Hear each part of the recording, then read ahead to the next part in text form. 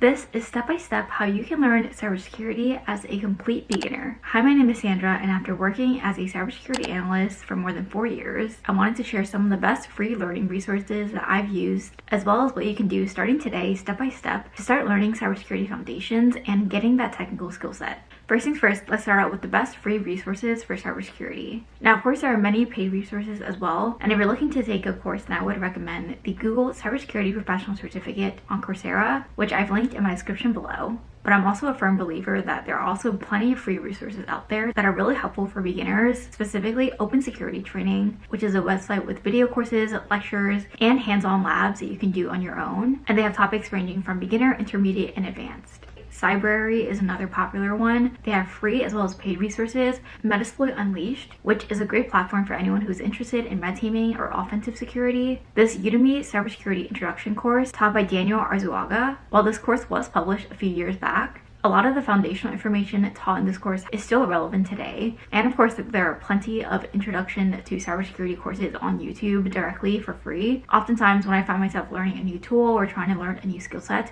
it usually starts with a YouTube search or a Google search. And some of the best learning resources that I personally use are on YouTube, including YouTube channels like Professor Messer and Network Chuck. Working in cybersecurity also means making sure that your own data is secure. And one of the best and easiest ways to ensure that your accounts are protected is by using a password manager. Keeper is best known for encrypted password management as the most secure, certified, tested, and audited password security platform in the world. Keeper's easy-to-use password and passkey manager comes in a variety of plans for individuals, families, and businesses of all sizes. Add-on features are available including Breach Watch, Keeper's dark web monitoring service, as well as secure file storage to protect much more than just passwords and passkeys. Keeper is transforming cybersecurity for people and organizations around the world. Keeper is also trusted by thousands of organizations and millions of individuals in over 100 countries for best-in-class password management, secrets management, privileged access, secure remote access, and encrypted messaging. Keeper's affordable and easy-to-use solutions are built on a foundation of zero trust and zero knowledge security to protect every user on every device. With zero knowledge, customer data is encrypted and decrypted on your device, not in the cloud. Keeper never stores plain text or human readable data, so information is never sent or received in plain text. So what does that mean for you? You're the only one who can decrypt your data, which is something that not even Keeper's own employees can do. Managing your passwords securely is one of the best ways to make sure that your accounts and data are secure, especially since most of us have hundreds or even thousands of accounts out there on different platforms. Having strong and unique passwords for each account that are all stored in one place makes your life a whole lot easier and more secure. The next time you need to log into your apps, Keeper can autofill them for you. You can try Keeper for free to stay secure online by using the link in my description to sign up. You can also get 50% off personal and family plans using the code WITHSANDRA, which is half off. Thank you to Keeper for sponsoring today's video. Alright, so now let's go into gaining that foundational cybersecurity knowledge. Again, the Google Cybersecurity Certificate on Coursera has a great outline for anyone who wants an introduction to cybersecurity. But the top 5 core areas that I think would be the most helpful for anyone who is completely new to cybersecurity are computer architecture, networking, incident response, vulnerability management, and cybersecurity tooling. So these 5 umbrella areas I think are some of the biggest areas in cybersecurity to learn, and if you're not really into coursework, then another option for you is study for a cybersecurity certification. There are actually many cybersecurity certifications for beginners out there, and the most popular one is the CompTIA Security Plus certification, which is also the certification that I got when I was in my first year working in a cybersecurity rotational program. The certification exam itself doesn't require any prerequisites, whether that be work experience or educational. They do have preferred experience, but again, it's not required. You can take it as a college student, as a bootcamp student, someone who's switching jobs into cybersecurity, and it's also how I learned my foundational cybersecurity knowledge. I graduated with my bachelor's in information science and technology, and I did not have a background in cybersecurity before I started my rotational program. After I graduated, the most I had taken was some digital forensics courses and networking courses, but I had no idea what the different types of malware were, encryption algorithms versus hashing, command line tools, etc. So while I do think that a lot of this can be learned self-paced on your own, the easiest and most straightforward way to do it is probably by taking an intro-level course or by studying for an entry-level cybersecurity certification. Or if you do prefer to do things your own way, then I would also recommend trying to use ChatGPT and having it create you a beginner's learning guide for cybersecurity and adding in all the tools and specific skill sets that you would like to learn. I also have a few videos on this if you're interested in creating your own cybersecurity study guides using ChatGPT and other AI tools, and I'll link those videos down in my description below. Now going back to the top 5, I think computer architecture is kind of like the foundations of what anyone should learn going into tech, specifically on what a motherboard is, how your CPU works, how your computer manages memory, different things that'll really add some color when you start going into more advanced areas in cybersecurity. Networking is a huge one. Personally, it isn't my favorite area in cybersecurity, but knowing how devices communicate with each other, how information is stored and sent securely, how files are shared between devices, how local area networks or WANs are set up. Networking is a little bit more relevant to the IT or information technology side of things, but I still think that it's highly relevant for someone who is working in cybersecurity as well, especially anyone who may be working hands-on with your company's data center, cloud environment, or any virtualization. For incident response, this one is kind of a given.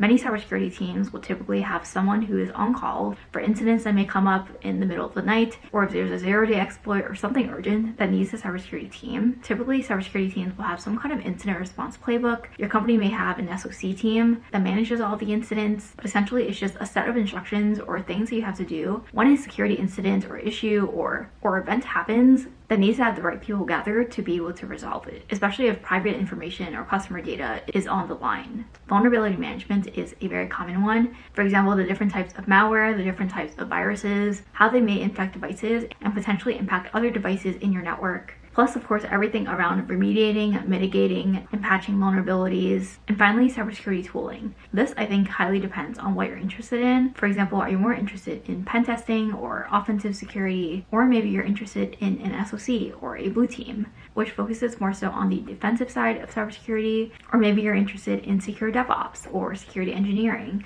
or even governance, risk, and compliance. All these different areas have different cybersecurity tooling that may be the most relevant, and the best way to find the relevant skills/tools that those specific roles may be looking for, what I do is I look up, let's say, a security engineer and pick out the top 3 roles I would be interested in, and they typically will list some kind of preferred or required qualifications, and they'll most likely list the tools that the team uses. For example, what SIEM they use, what SOAR they use, what vulnerability scanner they use, and this is a great place to start, especially if those tools also have community editions or free editions that individuals can use. And you'd be surprised how many cybersecurity tools have free editions or open source editions that you can use for personal testing or projects. Next up is gaining those technical skills and hands-on experience. For red teaming, this may be tools like Metasploit, Nmap, Wireshark, Burp Suite, anything that an ethical hacking team would use to try to hack into and find the vulnerabilities for a web application. And on the blue team side, you may be more so focused on SIEMs or vulnerability scanners or code scanning tools. And then on the governance, risk, and compliance side, or security auditing, this area is a little less hands-on technical, but it would typically involve gathering evidence for some kind of auditory requirement or compliance requirement that your company needs to undergo for an annual audit. There is a lot that goes into the auditing process, so it's definitely not to be taken lightly, but this part of evidence gathering may also delve into the automation side of things, which is why another skill I recommend learning is scripting using Python or JavaScript, which are 2 popular scripting languages in cybersecurity, depending on your preference, but Python is typically going to be more beginner friendly and is relatively easy to learn for anyone who doesn't have any previous coding or scripting experience. And last but not least, getting those basic Linux commands down so that when you do need to use the command line, you're able to do so effectively, whether it's during a capture the flag or working on one of your technical projects. And last but not least is cybersecurity interview prep. So now that we've walked through how to get that foundational knowledge in cybersecurity, as well as getting that technical experience, I wanted to dive a little bit deeper into interview prep. I've actually made a few videos on interview prep for cybersecurity, which I will link down in my description as always. One of the main things I want you to remember is that cybersecurity is very, very broad. So it's kind of hard to know what to expect on your cybersecurity interviews,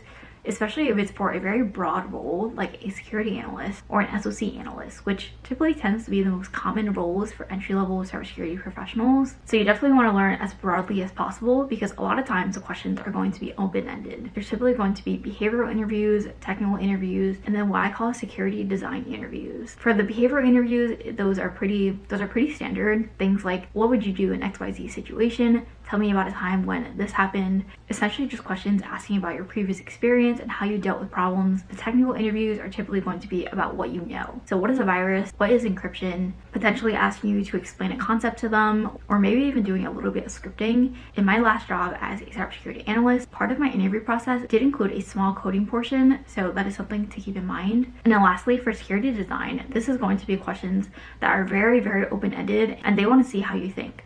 Essentially, they're going to give you a very broad scenario of let's say there's a company and they're trying to secure their network. What are the steps you take? What do you do? Obviously, this is very broad. You can take it as in-depth as you want. You can take it as high level as you want. And that is honestly the key to this question. And because you can talk about anything under the sun, from password management to employee phishing training, to vulnerability management, to physical security, pen tests and red team assessments, etc. I think these are one of the trickiest cybersecurity interviews to have, but I still think that they're also really fun to prepare for. It's also a great way to self-test yourself before a real cybersecurity interview, so that when you do get a problem like this where it's very open-ended and you're kind of left there to build everything from scratch, this is a great way to show your interviewer or your hiring manager the knowledge that you have, and you can be as creative as you want. Alright, so that is it for this video. Let me know if you guys have any questions in the comments below, and I'll be happy to answer them. Don't forget to sign up for Keeper for free to secure your online accounts and get 50% off personal and family plans using the code WithSandra. Thank you again to Keeper for sponsoring today's video. And thank you guys again so much for watching. If you liked this video, please give it a thumbs up, subscribe, and turn on post notifications if it was helpful to you. Let me know in the comments below if you have any other questions and any other video topics that you may want to see from me in the future. I post videos every Wednesdays and Sundays at 12 p.m. and hopefully I'll see you guys in my next video. Bye!